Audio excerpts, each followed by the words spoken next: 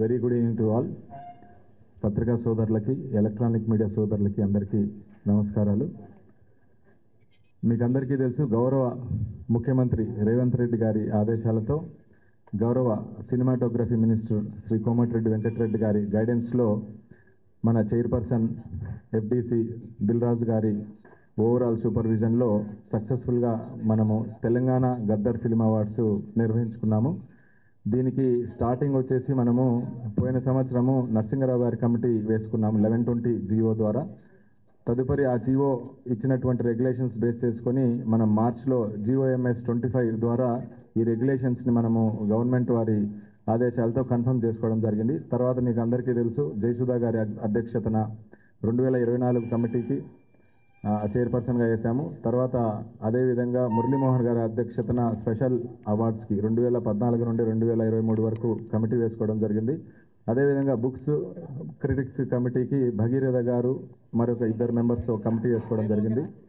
ఆ జ్యూరీ వారు వారి అభిప్రాయాలను, వారి రికమెండేషన్స్ని గౌరవ ముఖ్యమంత్రి గారికి ఇచ్చిన మీదట గవర్నమెంట్ వారు వాటిని యాక్సెప్ట్ చేసిన మీదట మనకు అవార్డ్స్ డిక్లేర్ చేసి నిన్న సక్సెస్ఫుల్గా కండక్ట్ చేసుకోవడం జరిగింది.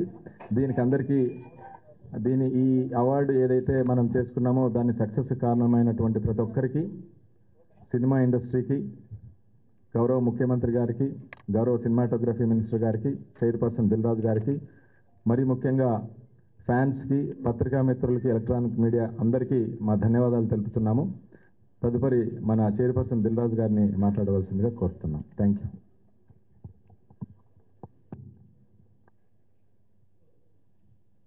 అందరికి నమస్కారం.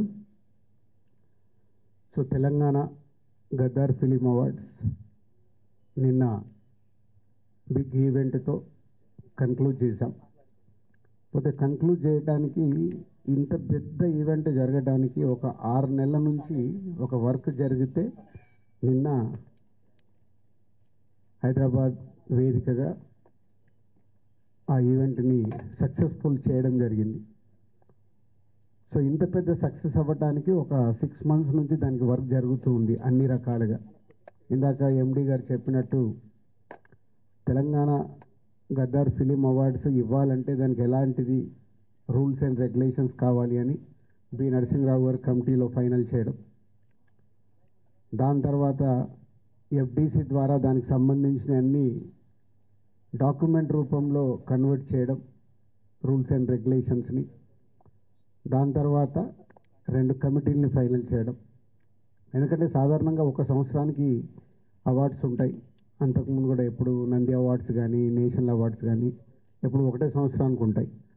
ముందు ఈ అవార్డ్స్ అనుకున్నప్పుడు కూడా 2024 ఒకటే ఇయర్కు అవార్డ్స్ అనుకోవడం జరిగింది. తర్వాత డిస్కషన్ అవుతున్న కొద్దీ అది కాస్త 2024 ముందు కూడా 2014 తెలంగాణ ఆవిర్భవించిన నుంచి 2023 వరకు కూడా అవార్డ్స్ ఉంటే బాగుంటుంది అని కొందరు సజెషన్స్ ఇవ్వడం వల్ల మళ్ళీ దాన్ని కూడా ఫైనల్ చేసి దానికి ఒక కమిటీని అపాయింట్ చేసి చేయడం జరిగింది. వాళ్ళందరూ ఎంతో కష్టపడి, వాళ్ళు కష్టమంటే ఒక్కొక్క సినిమాని సెలెక్ట్ చేయాలి, ఎందుకు సెలెక్ట్ చేస్తున్నారనేది కమిటీ అంత జాగ్రత్తగా, వాళ్ళకు చాలా విభేదాలు ఉంటాయి కమిటీలో కూడా. ఒకరికొకటి నచ్చుతుంది, ఇంకోటి నచ్చింది. ఎందుకు నచ్చింది అనేది మళ్ళీ అందరు ఫైనల్ చేసుకోవాలి. ఇలా ఎంతో వాళ్ళు ప్రిపేర్ అయ్యి అన్ని ఫైనల్ చేసి, సినిమాల్ని ఫైనల్ చేసి, టెక్నీషియన్స్ ఫైనల్ చేసి అలా ఇస్తే మళ్ళీ వాళ్ళందరినీ కోఆర్డినేట్ చేసి నేను ఆ ఈవెంట్కి తీసుకొచ్చి ఆ ఈవెంట్ని సక్సెస్ చేయడం అనేది ఒక పెద్ద బాధ్యత కిందే తీసుకున్నాము లాస్ట్ 6 months నుంచి. అది నిన్న ఇంత పెద్ద సక్సెస్ అయినందుకు ఈవెంట్ చాలా చాలా చాలా హ్యాపీగా ఉంది. దాని గురించే మీ అందరికీ థ్యాంక్స్ చెప్పడానికే ఈ మీట్. దీంట్లో మీడియా మిత్రులు మీరందరూ పార్టిసిపేషన్ చేస్తూనే వస్తున్నారు. సో మీ అందరికీ పేరు పేరున ధన్యవాదాలు. అలాగే సినిమా ఇండస్ట్రీ నిన్న పార్టిసిపేషన్ 2024కి వచ్చిన అవార్డ్స్ అందరికీ వాళ్ళు కూడా అందరూ వచ్చి పార్టిసిపేషన్ చేసి అవార్డ్స్ తీసుకోవడం, వారందరికీ కూడా ఎఫ్డిసి తరఫున ధన్యవాదాలు చెప్తున్నాం. సో స్పెషల్గా సినిమాటోగ్రఫీ మినిస్టర్ కోమటిరెడ్డి వెంకటరెడ్డి గారికి, అలాగే డిప్యూటీ సీఎం బట్టి విక్రమార్క గారికి స్పెషల్ థ్యాంక్స్. వాళ్ళ ముందు నుంచి ఈ కార్యక్రమం అనుకున్నప్పటి నుంచి వెనకాలండి ఎప్పటికప్పుడు గైడెన్స్ ఇస్తూ నడిపిస్తున్నారు. వాళ్ళకి ధన్యవాదాలు. అండ్ సీఎం రేవంత్ రెడ్డి గారికి స్పెషల్ థ్యాంక్స్. ఎందుకంటే నిన్న వాళ్ళు ప్రోటోకాల్లో మాకు 1 అవర్ టైమే ఇచ్చారు సీఎం గారిది. పోతే ప్రోగ్రామ్ డిజైన్ చేసినప్పుడు పేపర్ పైన 4.5 అవర్స్ ఉంది. దాన్ని ఎలా హోల్డ్ చేయాలి, సీఎం గారు వచ్చాక అవార్డ్స్ ఎలా ఇప్పియాలి అనేది చాలా బిగ్ ఛాలెంజ్ ఉండే. అలాంటిది రేవంత్ రెడ్డి గారు వచ్చిన తర్వాత నేను పర్సనల్గా వెళ్ళి రిక్వెస్ట్ చేశాను, మీరు 1 అవర్ ఇస్తే టైం సరిపోదు, కొందరికి ఇచ్చి మేము కొందరికి ఇవ్వకుంటే మేము ఎన్ని రోజులు చేసిన వరకు కూడా సాటిస్ఫాక్షన్ ఉండదు అండ్ ఎంతసేపు ఉండాలి అన్నారు. మొత్తం ఉంటే వెరీ హ్యాపీ. కంప్లీట్ అయ్యే వరకు వారు ఆల్మోస్ట్ 8 o'clock ఏదో ఎంట్రీ ఇచ్చారు. సో 2 hours ఉంటాను, మీరు ఫినిష్ చేసుకోండి అన్నారు. వాళ్ళకు మళ్ళీ ఇమీడియట్లీ ప్రోటోకాల్ టీంకి వాళ్ళందరికీ కమ్యూనికేట్ చేసి 2 hours ఎక్స్టెండ్ చేయించారు.